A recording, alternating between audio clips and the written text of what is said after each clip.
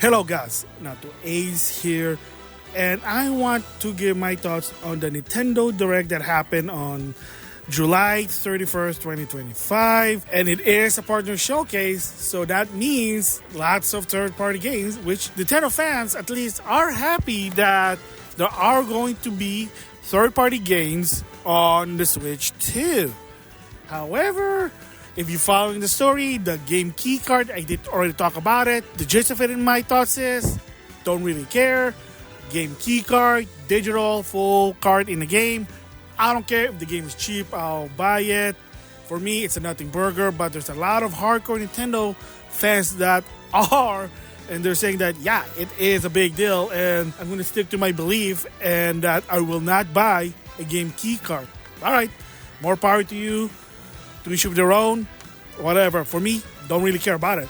I care more. The Switch 2 doesn't have a system-wide achievement. That was stupid in their part. That was very dumb assery. They had 7 years, didn't do it. Here's my opinion about it.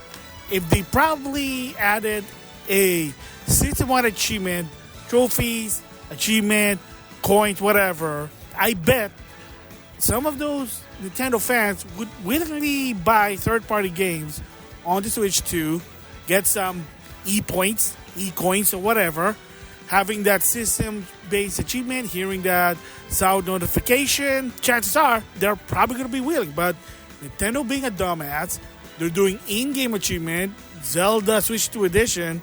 I tried it, and it's a collectathon, whoopie-doo. Mario Kart, do this P-skill, find question block, peach coin. In Mario Kart World, you get her achievement. Oh, it's a sticker. Whoopie-doo. Or to some extent, Donkey Kong Bonanza, break some, wall, floor, rocks. The more you do it, you get something, a sort of an achievement, whatever. But no, they can't even do system-wide achievement. It's either they're a bunch of dumbass, they don't know how to do it, or they're just very jackass and they just refuse to do it because it's not made in Japan. It's made by white people. Shit, man. So anyway, game key card for me personally, don't really care about it. So with that said, there are some games that they announced that, yeah, as expected with the Switch 2, or what I call it the Switch Pro, that some of the games that wasn't able to be run on the Switch 1, it's going to be on the Switch 2. But before I give my thoughts in the Nintendo Direct that happened in the US side, I also want to give my thoughts in the Japanese side as well first. But before I give my thoughts of the Nintendo Direct, might as well do a bit of my thoughts of the Indie Direct. And to me, to some extent, most of the games that they showed, I have no interest, nothing personal, especially on the Switch or Switch 2, lack of a system-wide achievement, but that's only me. Anyway, the two games to some extent that I got interested are first, Mina the Hollower, the same people who did Shovel Knight. So as of right now, you can play a demo on the Switch 2. Yes, this game will be multi-platform in the long run, but I think it's a console time exclusive for a while, focusing on the Switch, Switch 2, and then the other console in the future. So Mina and the Follower, think of it as Link's Awakening. So it's another Link's Awakening game from the people who did Shovel Knight. And another one, a lot of people talk about it good, is UFO 50, technically 50 retro game. So it's sort of a WarioWare type game. All retro 8-bit. A lot of people say it's fun. And as of right now, it is a Nintendo Switch exclusive. However, that's only a time exclusive. From what I understand, they said the game will eventually go to other platform. For me personally, I'd rather play it on PlayStation, PlayStation 5, trophy support, but to each of their own. And then in the Japanese side of the Indie Direct, kind of interesting, they showcase a game called Demon School, which is sort of a OG Persona type game. So if you play Persona 1 or 2 on the PlayStation, then you know what it is. And it's like really just OG, the graphic, but it feels like a Persona type game. It's a tactical RPG. So sort of interesting, but for me, like I said, when it comes to the indie games, unless I get trophies, chances are I don't really take a lot of time playing them. But hey, if some people do, hey, more power to you. I want to give my thoughts on the Nintendo Direct in the Japanese side because as always, it's going to be different.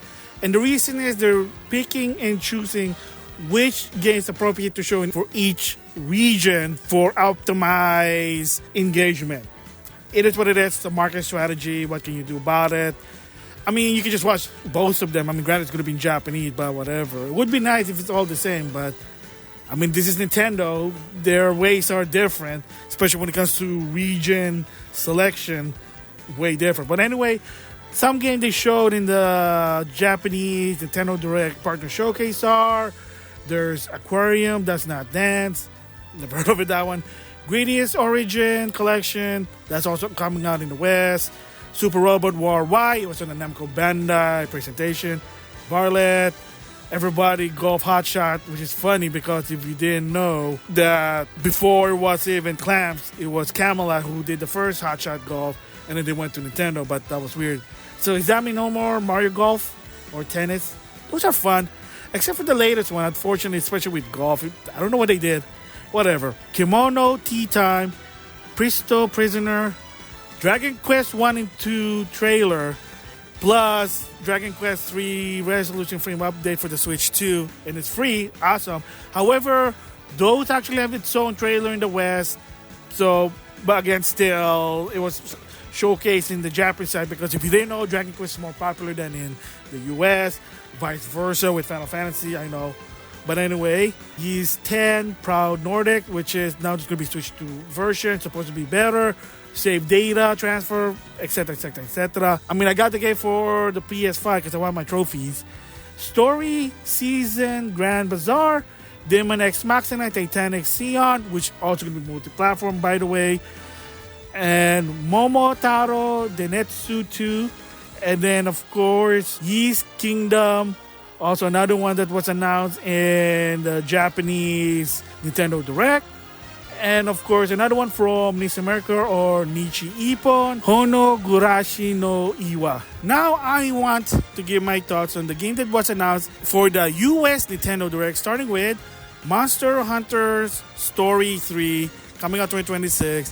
Yeah, 60 frame on the Switch 2, prof, because it's also going to be on the PS5.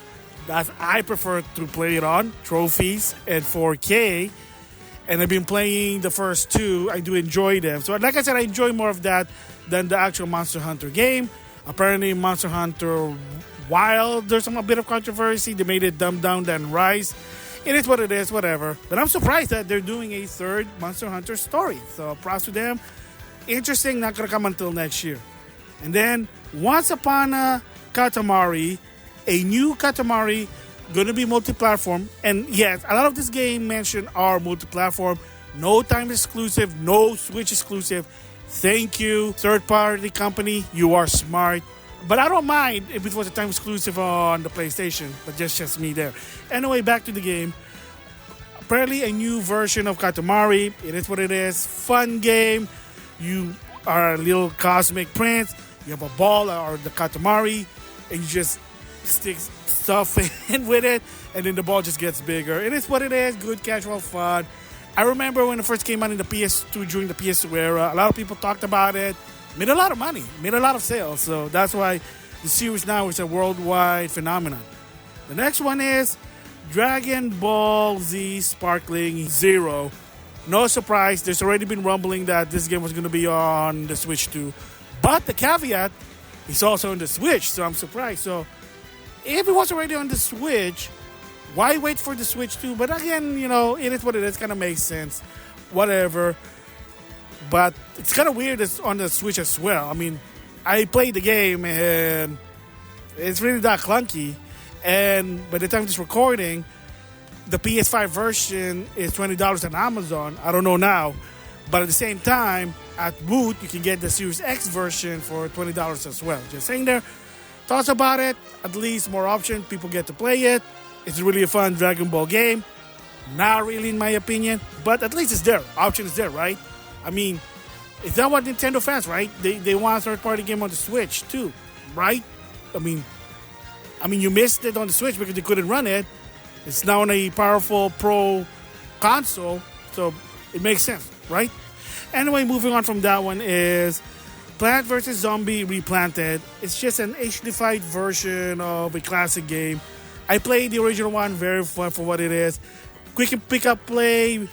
So apparently they're gonna have some new enhanced for this game. So just can't wait and see that one. This one for me is a big one, and I'm surprised they actually are doing a sequel, and that is Pac-Man World 2 Repack. Yes. So they're doing the second game that's starting Spooky as the bad guy, and everything you know about Pac-Man World 2 is going to be in this game, enhanced quality of life. The best part is there's going to be voices. Yeah, apparently characters are going to be talking. The ghost monsters are going to be talking. Spooky, technically he did talk in the original game, but only in cutscene. But the best part here is Pac-Man will speak once again.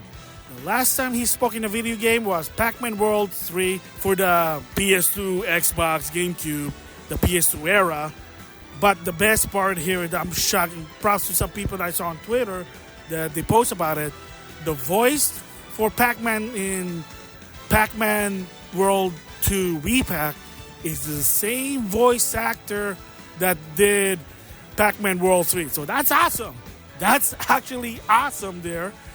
But the voice, yes, because if you played the first game, there was no voice. It was just a... And for people wondering what's with the just weird mumble-jumbo sound effect, the gibberish, mumble-ish, like in Donkey Kong Bonanza is, it's sort of kind of cut costs in the voice because you're just paying them less because you just mumble gibberish-ish, Animal Crossing. I mean, it's annoying in my personal opinion. Should just give them like full voice, especially in Donkey Kong Bonanza, but they're probably just cutting back, and that's why. And maybe it was during the time where the AI strike was still happening. I mean, if you follow Genshin Impact Hoyoverse for a while, there were a lot of controversy with that game. A lot of them have no voice, or better yet, Fire Emblem Heroes, and the characters was only in Japanese because, well, strike, entitlement, whatever, not touching that. But it would be nice. But in the case with Pac-Man World 2 Repack, awesome, that's going to be fully voiced.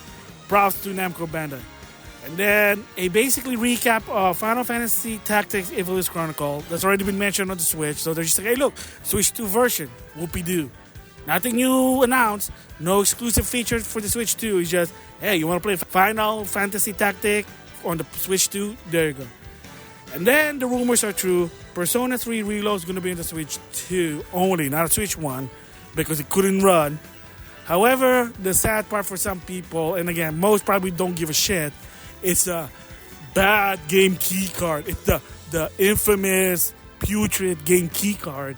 And also the game doesn't come with a DLC, so you're paying $69.99 for a game key card, which is kind of, actually, when I think about it, that is kind of sucky because I don't know about the Xbox, but I know in PlayStation 5, the game is now $20. Yes, it's $20. By the time of this recording, from what I understand, the game. I played the game, bought it for $40. The game was $70. Didn't really last for that $70, but apparently on the Switch 2, it's going to be $70. It's a game key card, and it doesn't even come with a DLC. But okay, more power to you, Atlas. That's actually funny. I'm not going to lie, that's funny there. I know I'm being a jerk right now.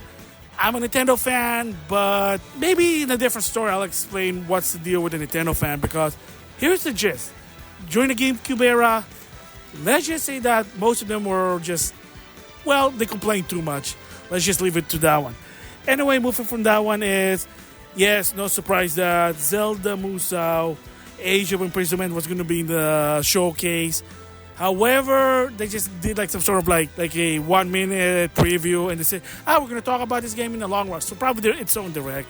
I mean, it's kind of no surprise because the developer is Tecmo Koei. I mean, for crying out loud, it's a Musou game, man.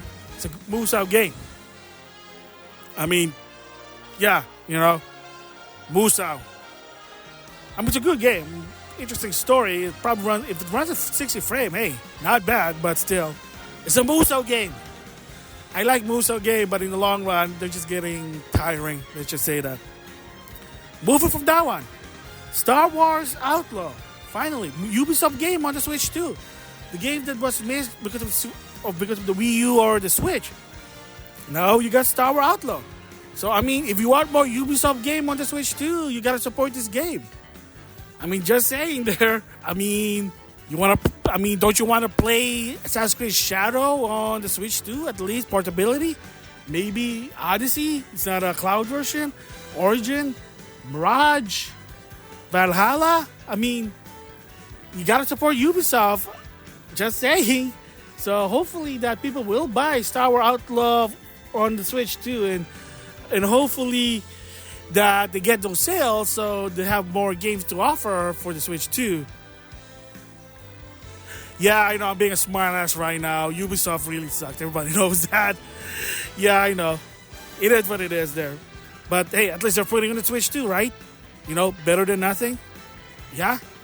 Anyway, move from that one is Yakuza Kiwami 2 is going to be on the Switch too. So again, I did talk about this before that support the game on the Switch/Switch 2.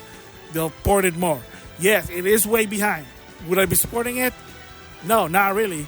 That's why I'm still waiting for Yakuza 0 Director's Cut on the PS5, Sega. When is that going to happen? Just saying. You put that on the PS5, you're going to make a lot of money. I'm just saying. But anyway, yes, Yakuza Kiwami 2 is going to be on the Switch too. As well as the original Kiwami game, HD5. Probably now 60 frame, just like the PS4 there. It is what it is. And like I said, options are always good. Just saying there. And then there's a montage of Switch 2 game. One is Hello Kitty Island Adventure. I guess a Switch 2 edition, maybe better performance. Romancing Saga 2, The Revenge of the Seven Heroes. Game is on the Switch, but I guess it runs like a potato.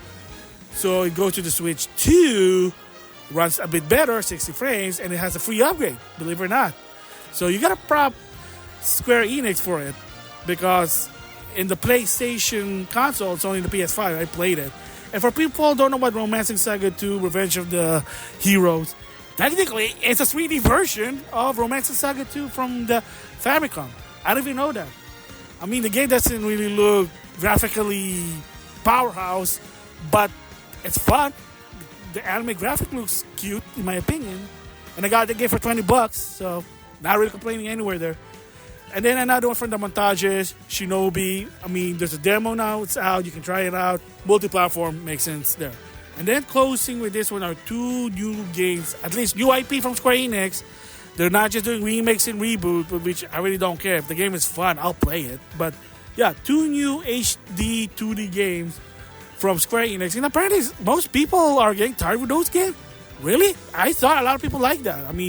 The Dragon Quest game, H2 2D, people were excited. Now they're like, eh? I don't know.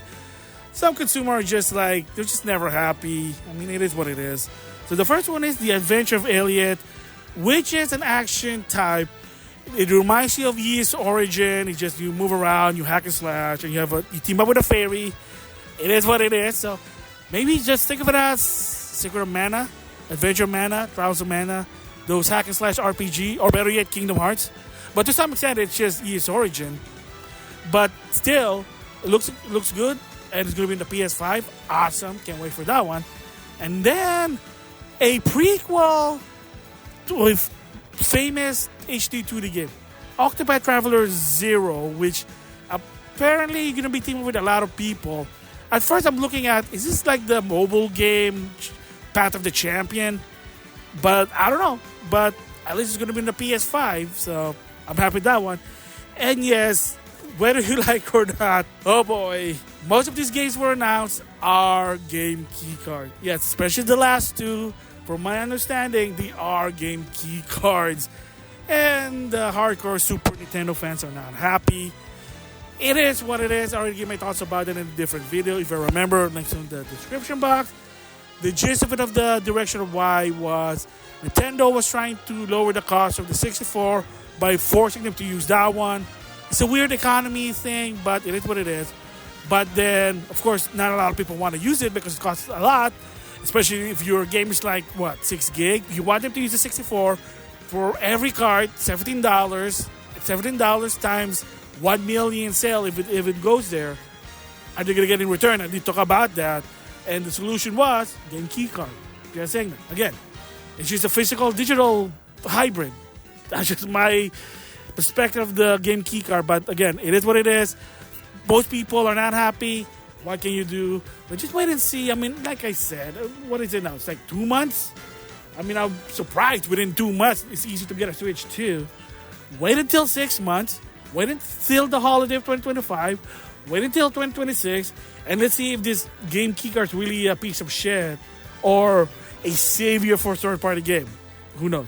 Anyway, overall for this Nintendo Direct Partner Showcase, I like it. A lot of games they showed. Games for everyone, especially for me. A lot of Japanese game. However, like I said, I'd rather play all my third-party games on the PlayStation console, build up my trophy support. That's just me. But at least options are there. So if I were to give this Partner Showcase, believe it or not, I'm going to give it an A. Yeah, I know a lot of people gave it an F because it's just, where's the Nintendo game? Like, for crying out loud, it's a Partner Showcase. Yeah, they got an Age of Imprisonment, but that's Tecmo Koei. But the idea behind it is that there are games on the Switch too, whether it's digital, physical, game key card. There are games on the Switch too, and the general consumer, the parents who are out tuned to this situation, do not give a shit about game key cards. And yes, even you're trying to force that narrative, you're telling a consumer who are out tuned to the gaming industry, they will not care no matter what. Because I talked to some of these parents, some of this casual gamer, and I said, hey, what are you talking about game key cards? What do you think? Is it a big deal? And most of them said, well, can I play the game? Am I going to have fun? Yeah, well, I don't see any problem there. Again, general consumer don't give a shit. They don't give a shit enough shit. They just want to play the game, the end. They're very hardcore, understandable, but are you trying to push the narrative? Good luck with that. From what I understand, the most general consumer don't give a shit. How many times do you keep saying the word shit? Shit, man.